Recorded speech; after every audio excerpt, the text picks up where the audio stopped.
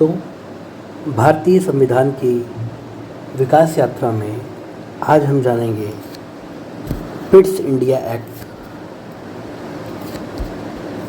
1784 के बारे में। पहले हम ये जान लेते हैं कि एक्ट क्यों आया।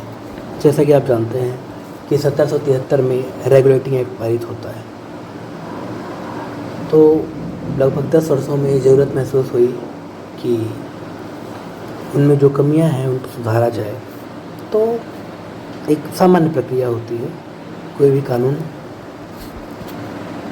शाश्वत नहीं होता, तो इसीलिए संशोधन का विकल्प, सुधार का विकल्प उसमें रहता ही है, जैसा कि भारतीय संविधान में भी। तो सबसे पहला कारण वो रहा।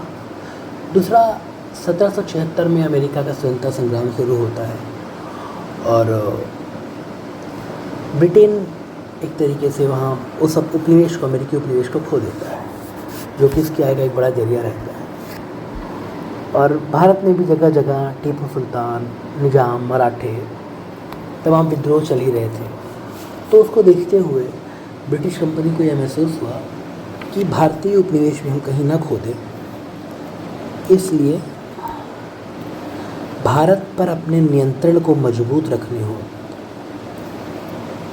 पिट्स इंडिया एक्ट की शुरुआत हुई। तो पिट्स इंडिया एक्ट पिट क्यों कहा गया? विलियम पिट तत्कालीन प्रधानमंत्री थे ब्रिटेन के, और चूँकि एक कानून है तो एक्ट है, ब्रिटिश संसद में लाया गया एक कानून। सबसे पहले इस प्रावधान को जान लेते हैं। जैसा कि हमें पता है, हमने पिछले क्लास में देखा कि कंपनी एक निजी कंपनी हुआ करती थी, इसमें बोर्ड ऑफ डायरेक्टर का थे, 24 सदस्य होती थी, कोई इशू नहीं। दूसरा, ब्रिटेन में सरकार थी। सरकार ने कंपनी पर नियंत्रण बढ़ाने के लिए एक बोर्ड ऑफ कंट्रोल बनाया, जिसमें 6 मेंबर थे। ध्यान दीजिएगा, ये COD है, कोड ऑफ डायरेक्टर्स। ये कंपनी के जो है डायरेक्टर्स थे। ये बोर्ड ऑफ कंट्रोल, ये सरकारी उपक्रम है या सरकारी कमेटी, एक तरीके से उसका बोर्ड है। ये जो है, इसका नियंत्रण COD पे रहेगा, बोर्ड ऑफ डायरेक्टर पे। इसका अध्यक्ष एक ब्रिटिश मंत्री होता था, ठीक है। अब ये बोर्ड ऑफ कंट्रोल क्या करेगा? ये ब्रिटिश नियंत्रित भारत में, यानी कि जो भी बंगाल, बॉम्बे, मद्रास और भी अन्य क्षेत्र जहाँ भी थे, नागरिक, सैन्य व राजस्व गतिविधियों का अधीक्षण, माफ कीजिएगा, ये अधीक्षण व नियंत्रण करेगा, और साथ ही संधि व संघर्ष संबंधी मामलों की देखरेख करेगा। यानी कि अगर कंपनी को कोई भी संधि करनी है किसी अन्य राज्य से, या संघर्ष की शुरुआत होती है, तो उसके बारे में जानकारी आपको बोर्ड ऑफ कंट्रोल को देनी पड़ेगी, या उसकी सहमति से ही होगा। एक 3 डायरेक्टर की एक्चुअली गुप्त समिति बनाई गई थी, वो इसकी देखरेख करती।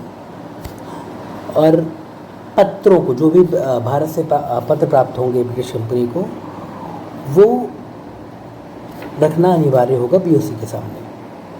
कंपनी BOC के सामने उन पत्रों को भी रखेगी, ठीक है। एक तरीके से आप इसे द्वैध शासन की शुरुआत भी कह सकते हैं। क्यों? क्योंकि सरकारी नियंत्रण, कंपनी का प्रत्यक्ष नियंत्रण तो है ही बोर्ड ऑफ डायरेक्टर का, और सरकार का अप्रत्यक्ष नियंत्रण बोर्ड ऑफ कंट्रोल के माध्यम से शुरू होता है। ये अंदर भी देखा जा सकता है कि गवर्नर जनरल उसकी नियुक्ति कंपनी कर रही है, पर वापस बुलाने का अधिकार बोर्ड ऑफ कंट्रोल या सरकार के पास चला गया। तो एक तरीके से ये द्वैध शासन की शुरुआत देखी जाती है। अब ये कब तक चलता है? आप मान के चलिए कि 1858 में जब कंपनी शासन का अंत होता है और ब्रिटिश सरकार या क्राउन का डायरेक्ट कंट्रोल स्थापित होता है, तब इस द्वैध शासन की समाप्ति आप मान सकते हैं, ठीक है। आगे क्या होता है?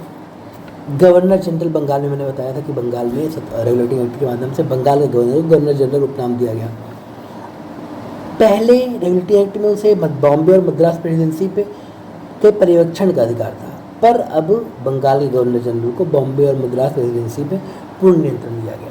दरअसल ऐसा देखा गया कि 1775 में बॉम्बे के अंग्रेज़ों का रघुनाथ राव से जो है मराठा, कुल मिला के आप ये समझ लीजिए फिलहाल इस जगह के लिए, कि मराठा में 2 अलग अलग गुटों से, दोनों अलग अलग, बंगाल और बॉम्बे के अंग्रेज एक तरीके से मत विभाजन हुआ तो ऐसा आगे ना हो, तो बॉम्बे के गवर्नर जनरल को उन पर पूर्ण नियंत्रण, बॉम्बे और मद्रास के, माफ़ कीजिएगा, बंगाल के गवर्नर जनरल को बॉम्बे और मद्रास के गवर्नर्स पे पूर्ण नियंत्रण दे दिया गया।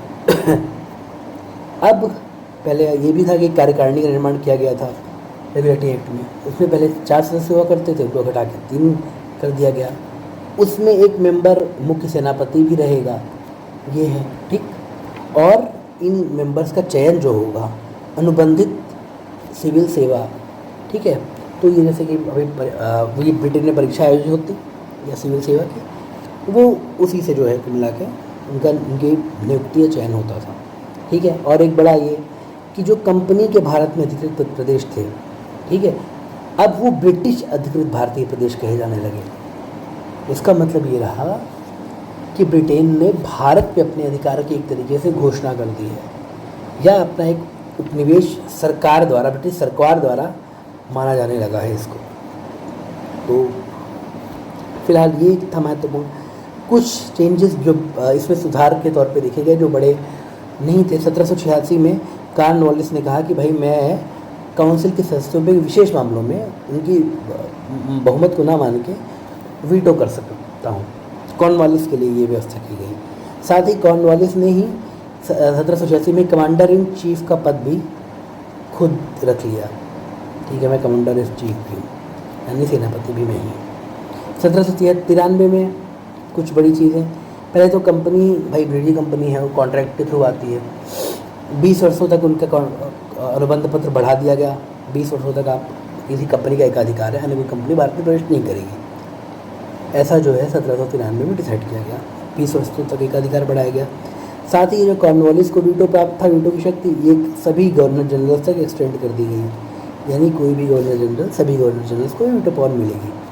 सबसे महत्वपूर्ण बात, पीरियड ऑफ कंट्रोल, ये एक ब्रिटिश निकाय था, ब्रिटिश सरकारी निकाय था, इसका खर्च भारतीय खजाने से दिया जाएगा, यानी कि अब जो है भारत के राजस्व से प्राप्त धन से ही बोर्ड ऑफ कंट्रोल को चलाया जाएगा, जो कि एक तरीके से देखा जाए तो भारतीय धन की निकासी, आगे जब आप पढ़ेंगे इतिहास आपने पढ़ा होगा, भारतीय धन की निकासी का एक बड़ा सोर्स है। और ये कब तक चलता है? 1919 तक ये काम चलता रहेगा, ठीक है। फिलहाल इतना ही, आगे कक्षाओं में 1813, 33 और 53 के एक्ट, जो कि 1857 के विद्रोह के पहले के जो एक्ट्स हैं, उनको भी धीरे धीरे देखेंगे। बहुत बहुत धन्यवाद।